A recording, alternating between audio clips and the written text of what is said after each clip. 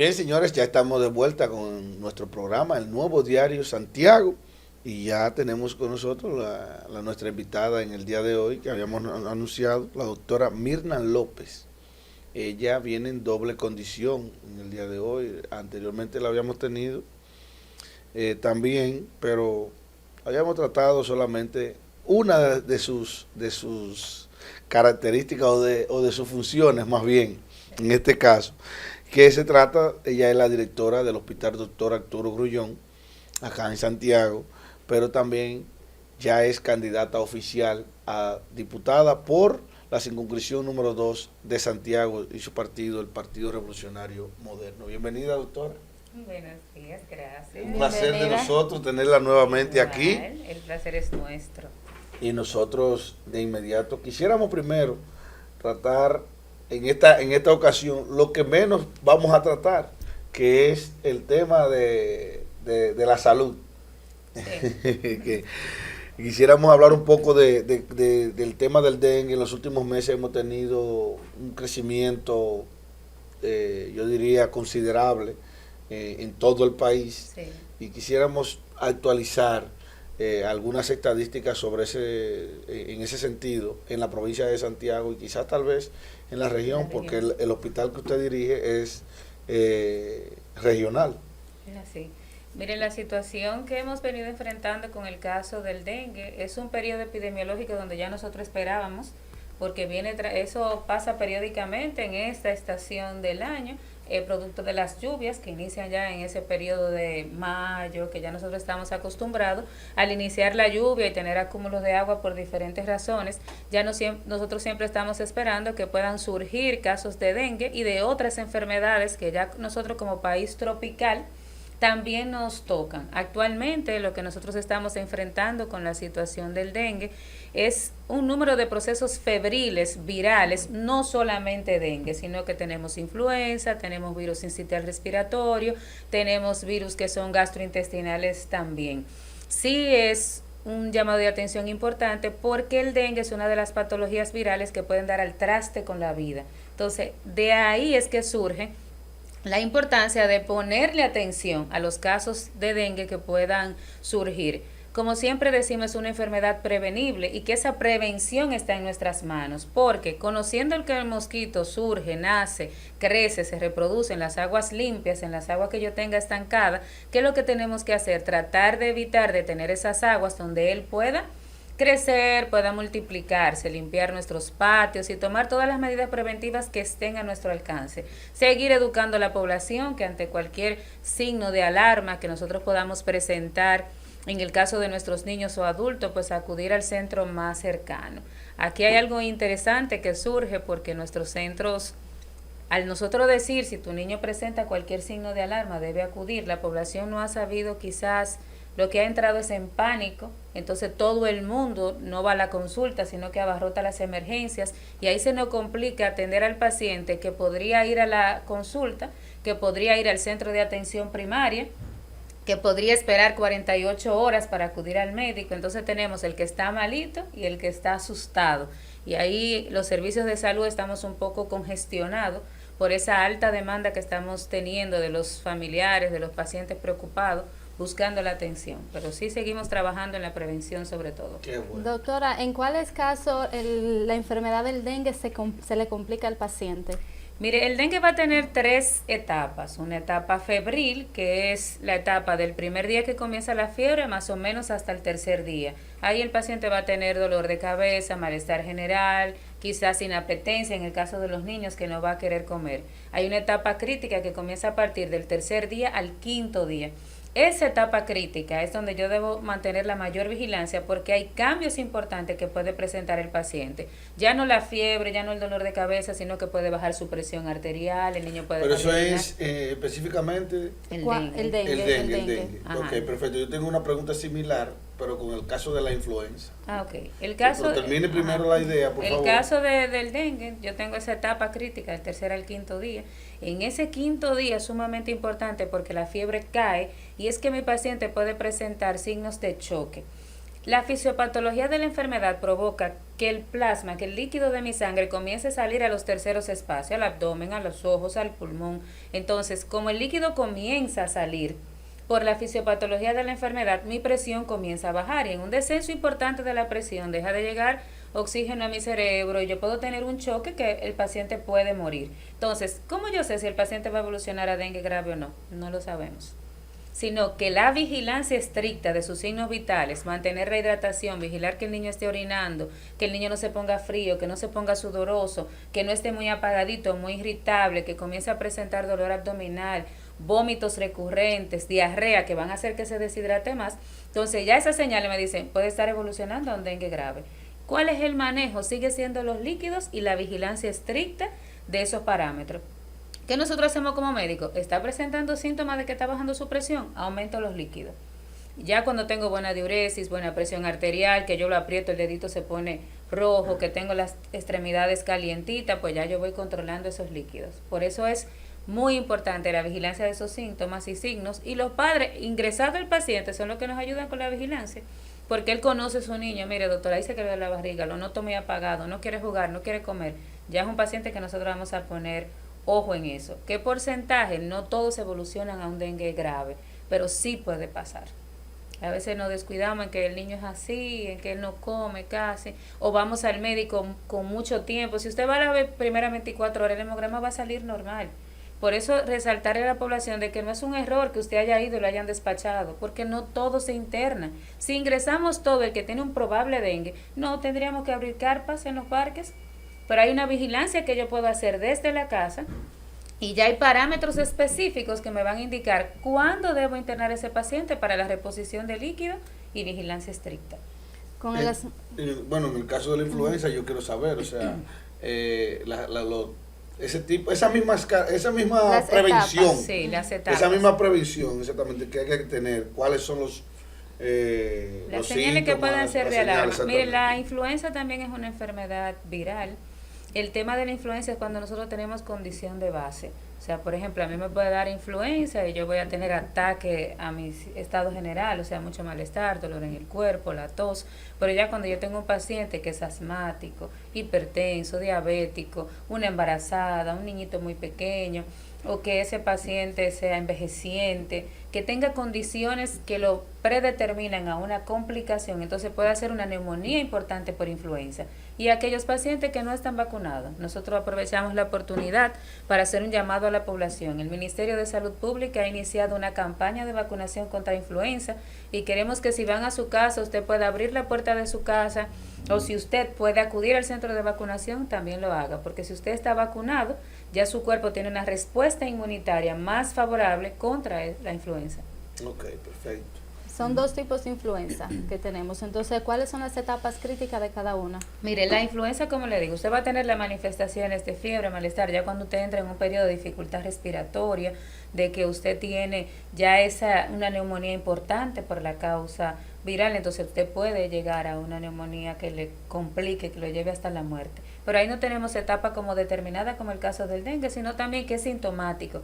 Nosotros tenemos manejo para la influenza, que es el caso de medicamentos retrovirales, que lo que van a hacer es acortar un poquito el periodo, porque sigue siendo sintomático. Si ya tengo una condición de base que me puede llevar a una complicación, entonces ya las indicaciones del médico, de la vigilancia, de que si soy asmático, puede hacer una crisis de broncoespasmo por ese virus que lo exacerbe más, entonces ya hay el envejeciente, el que está encamado, las embarazadas, son una población de riesgo. Bien, ¿los casos de COVID siguen aumentando en el país? No, realmente, mire, al nosotros tener este panorama de tantos casos de virus, nosotros, por ejemplo, en el caso del hospital tenemos un panel que se hace para distinguir si tengo virus, si tengo influenza, si es COVID, si es dengue. Entonces, sí hemos tenido casos, pero la población infantil no se ha visto como un aumento de casos de COVID, ¿no? Sí aparece un caso aislado, pero realmente no hemos experimentado un aumento en la población infantil. Bueno, vamos a hablar de política. Vamos a hablar de política. Recientemente favorecida por las encuestas que realizó el PRM en la provincia de Santiago, específicamente en la circunscripción número 2, sí, que es la demarcación que busca representar en el Congreso, doctora Mirna López. Así es. Entonces, cuéntenos, ¿cuáles son las acciones ahora cuál es el plan de trabajo que vamos a agotar, cuáles las expectativas que usted tiene. Sí. Ya ahora incluso hay que arreciar más con la promoción visual, mediática también. Sí. Entonces, cuéntenos. Bueno. Primero, permítanos felicitar. Ay, gracias.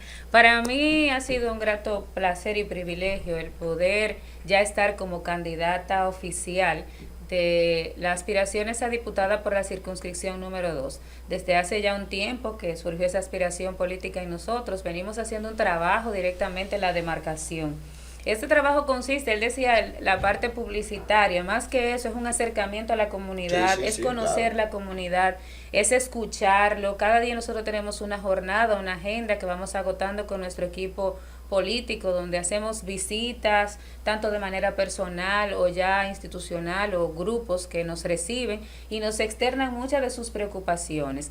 Algo muy importante, una experiencia que nosotros hemos tenido, es el poder educar a la población de cuáles son las funciones de un diputado. Cuando tú estás escuchando una comunidad que tiene necesidad y la función que va a tener el diputado es de ir y representarlo ante esa necesidad con el ministerio, la institución que le compete, usted nota la diferencia. Nosotros hemos tratado de evitar de hacer promesas que nosotros no vamos a cumplir.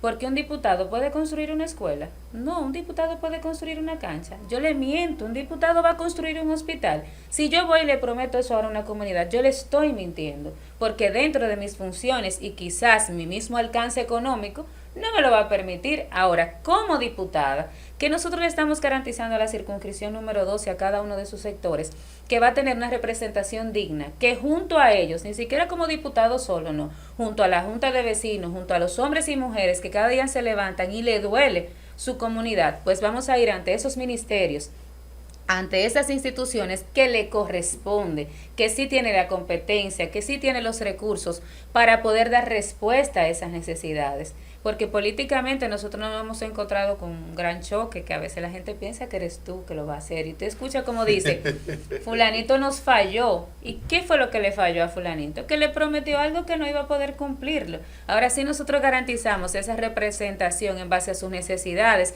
y ya delante del Congreso, dentro de las funciones que tiene un diputado, de poder fiscalizar, de poder llevar propuestas de leyes, de poder gestionar para que se cumplan las leyes que ya existen en nuestro país. Entonces eso le queremos garantizar a la circunscripción número 2 y a nuestro querido Santiago, de que en la persona de Mirna López van a tener una congresista que lo va a representar dignamente, de manera oportuna y sobre todo basada en la verdad. Qué bueno. ¿Algunos proyectos de ley que ya tenga en carpeta? Sí, mire, nosotros nos interesa en cuanto a la parte de salud dar seguimiento a algunas propuestas que ya se han realizado, sobre todo en el caso de los niños con condiciones especiales, que es algo que nos llama mucho la atención y que nosotros desde el hospital hemos tratado de ir buscando soluciones que hemos visto que son logrables y por eso nos motivan ya como diputado a poder hacer la voz a otro nivel y que eso no solamente pueda ser una realidad en un hospital de una ciudad, sino que se pueda hacer a nivel nacional. Hay otras propuestas que a nosotros nos interesan mucho respecto a la clase profesional. Me voy a tomar la oportunidad o ya el permiso de compartirla con ustedes, sí, y es claro, que a veces nosotros como clase media, en mi caso yo soy profesional, yo soy médico, yo tengo varios trabajos, yo soy docente universitario, trabajo a nivel privado y muchas veces nos llama mucho la atención las facilidades que nosotros como profesionales tenemos para la adquisición de una vivienda, por ejemplo. Entonces nosotros queremos llevar propuestas de que así como se hacen planes de vivienda para la clase que no puede comprar una vivienda, la clase que no ha sido la menos favorecida, como nosotros decimos. Queremos que se hagan políticas de planes de adquisición de vivienda y de otros bienes para la clase media como nosotros, porque quizás usted dice, doctora, yo pago 20,000 pesos de una casa alquilada, yo pudiera pagar 20,000 pesos para una casa que a mí me faciliten por lo menos el inicial, un proyecto de edificio como el que acaba de inaugurar el presidente. Yo quiero que ustedes vean en Hato del Yaque. Ayer se entregaron 200 apartamentos. Y usted entra y dice, oye, esto es una vivienda digna. Y ya es de ellos. Entonces nosotros queremos llevar propuestas. Claro, esos 20,000 pesos de alquiler lo está pagando. Yo lo pueda pagar para su casa y lo va a pagar más conforme. Entonces, si ahora mismo usted trata de clasificar o de calificar más bien, si usted dice, yo quiero llenar el registro, nosotros tres no calificamos. porque somos profesionales, porque tenemos un ingreso de Más un o monto y menos. lo entendemos. Ahora, ¿qué queremos? Que se hagan proyectos de vivienda para personas como nosotros, porque usted dice, ¿de dónde saco los 4 millones del inicial o el millón o los 2 millones? Quizás no lo tengo juntos, pero si se crea un plan de vivienda para esa clase media, para esa clase profesional, yo no quiero que nos lo den gratis, porque estamos pagando un alquiler, gratis no, pero sí la facilidad para adquirir y poder colaborar con mi salario, pero para nuestra vivienda. No sé si me doy a entender. Sí. Esa es una de las propuestas que apasiona mucho mi corazón, porque vivimos en este mundo de ya personas que tenemos un trabajo, que somos profesionales, pero tú dices, oye, cuando yo veo el inicial para un proyecto de vivienda, ni siquiera la mensualidad, a veces el inicial que no lo tenemos. Entonces sí, llevar propuestas como estas y otras que yo creo que pueden ser de mucho interés para la población. Doctora, viene la pregunta quizás tanto espinosa, pero tiene que ver con su sector. Ya siendo diputada, porque en este caso ya lo que tenemos que hablar es, a usted solamente le queda ese Sí, solo ya paso. seremos. A usted solamente le Ya queda somos ese. diputados. El próximo Nosotros nos paso es sentimos ese. diputados, El sí. próximo paso es ese. Es así. De llegar al Congreso, los temas de modificación que necesitan, por ejemplo, la ley de salud, sí. la ley de salud, que abarcan temas como tan profundos como la seguridad social, el famoso, los debates de las ARS. Sí, nuestro Entonces, tema. Sí. es un poco quizá tal vez espinoso, pero nos gustaría saber su opinión al respecto en cuanto a estas normas que tiene Miren, el ya país. en nuestro país es una emergencia prácticamente el que se haga una revisión y modificación a esas leyes existentes en cuanto a salud, tanto la Ley General de Salud, la Seguridad Social y otras leyes que tienen que ver y disposiciones directamente con la salud.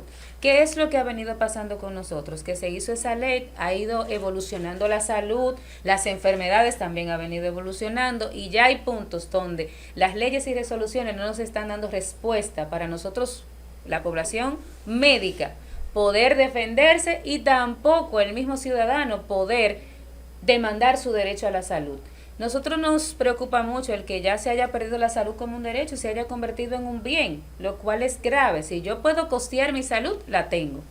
Si no la puedo costear, no la tengo. Y no debe ser porque es un derecho que tiene la ciudadanía. Entonces, a través de la Ley de Seguridad Social, las diferentes ARS que nosotros mismos pagamos, querramos o no, porque ya hay un descuento automático que se te hace, hay que hacer una revisión de esas coberturas, de esas negociaciones, y que así como hay que hacer grandes inversiones en salud, esa ARS que te exigen que tú en un consultorio debes tener desde la A a la Z para garantizar la salud, el Ministerio de Salud Pública que te tiene que dar una habilitación y te traza una norma de todo lo que tú tienes que tener para garantizar ese servicio de salud, pues de igual manera el médico pueda recibir la remuneración adecuada por el servicio que está brindando. A mí no se me hace justo, por ejemplo, yo como pediatra, que soy profesional, para dar una consulta yo necesito un escritorio, una silla, una balanza, un depresor de lengua, algo para chequear los oídos y los ojos. Pero un oftalmólogo tiene que tener un equipamiento completo, que ustedes han tenido la experiencia, un neurocirujano, y a nosotros se nos paga lo mismo. Entonces no se hace una consideración en base al servicio que se brinda, sino un tarifario. Y si mi paciente necesita un procedimiento quirúrgico que resulta que no está negociado como ellos estipularon, simplemente ese procedimiento no existía en ese momento, ellos no te dan la cobertura. Entonces estoy obligada a hacer el procedimiento que mi paciente no necesite. Cuando tú escuchas a la ARS tendrán su planteamiento también. De ahí que surge la revisión que hay que hacer. De ahí que surgen las modificaciones necesarias que hay que hacerla. Y nosotros ya como congresistas estamos dispuestos a que se haga esa revisión, a que se haga la modificación, a que se agoten los procesos para garantizar tanto el derecho a la salud como la calidad que merece el profesional dominicano en su pago, en su remuneración, en la valoración de su servicio, que muchas veces ha quedado degradado, de ahí surge el copago, pero a veces la misma población te dice, no, que es injusto que te estén pagando 250 pesos, 400 pesos por una consulta. Entonces la misma persona ha ido cediendo y entendiendo, pero hay cosas realmente que es innegociable su modificación, su observación, su revisión. ¿Cree usted que con esas modificaciones y que se puedan implementar también podríamos evitar tantos paros médicos que se están realizando en el país? Miren, la vertiente de los paros no solamente ese es un tema, sino que los paros médicos tienen una cantidad de demandas y de exigencias que creo necesaria que se vayan valorando con las instituciones y las autoridades correspondientes. Pero creo que ese es uno de los temas principales que yo creo que pueden ayudar. Y ya la negociación, la conversación, el saber que hay cosas que necesitan un proceso para poder cumplirla de parte de nuestras autoridades, pero creo que sí, que sentarnos en la mesa del diálogo y ir dando respuesta a cada uno de esos puntos, sin inclinar la balanza a ninguno de los dos lados, siempre teniendo como prioridad la salud del paciente y ya la garantía de la dignidad que merece el médico, creo que daría respuesta. Doctor, algunos problemas se han presentado en otras demarcaciones del país. De Santiago, bueno, muy poca cosa, lo que he visto, o casi nada, pero en su circunscripción, o sea, conforme los demás aspirantes con los resultados, porque hemos visto algunas reacciones en otras provincias, y aunque en Santiago no se ha creado tanto ruido. Sí, ¿no? En nuestra demarcación sí tenemos algunas situaciones respecto a las reservas. En el caso de algunas direcciones de distrito, alcaldía, como nosotros le llamamos, tenemos varias situaciones respecto a todavía el manejo de las reservas. Es algo que se ha venido conversando. Nosotros hacemos un llamado a nuestro partido a la unidad, al diálogo. ¿Cómo cuáles reservas? Hay algunas reservas que, como ya sabemos, no se han revelado sus nombres todavía, pero en el caso... ¿En el nivel congresual? No, hay reservas congresuales que no se ha reservado, pero que ahí no está tanto el conflicto, más en las direcciones de distrito, como el caso de Hato del Yaque, de Jánico. Tenemos, en cuanto a mi demarcación, tenemos algunas situaciones respecto a que el partido tenía un candidato, pero la reserva aún no se sabe si va a ser para nuestro candidato del PRM, para alguna alianza, y ahí surgen algunas inquietudes, pero sí seguimos trabajando y creyendo en la unidad primero del partido, el llamado a la conciencia, a un pensamiento político crítico que también nos hace falta, que a veces nosotros estamos acostumbrados, pero la política actual ha cambiado. La historia política de nuestro país va en un cambio continuo y nosotros como políticos tenemos que ir creciendo, tenemos que ir cambiando nuestra visión política. En la política nunca se pierde. Si quizás ahora yo no quedé como candidato o candidata, yo no perdí, yo no tengo que retirarme, yo tengo que permanecer, yo tengo que seguir trabajando mi proyecto, yo tengo un presidente que vale la pena seguir trabajando por él, seguir trabajando para que él siga siendo nuestro presidente. Entonces, esos que no fueron beneficiados ahora o electos por alguna razón u otra, lo que le llamamos es a seguir trabajando, sobre todo por nuestro presidente y por la visión que tú tenías como político para tu comunidad. Tú dices, bueno, yo no soy el candidato a diputado, pero yo tengo unas propuestas que yo creo que merecen ser escuchadas. Pues ve donde ese compañero político que sí quedó como candidato y vamos a hablar de esas estrategias que salgan a tu nombre, que se den a conocer a tu nombre. Por eso yo creo que en la política no se pierde y que tenemos que seguir trabajando. No soy yo, eres tú. ¿Qué necesitamos hacer para garantizar que el de mi partido, que el que yo creo que me representa, sí llegue al Congreso? Y sobre todo trabajar para nuestro presidente, que sí merece que nosotros nos unamos como PRMs, permanezcamos unidos y sigamos trabajando.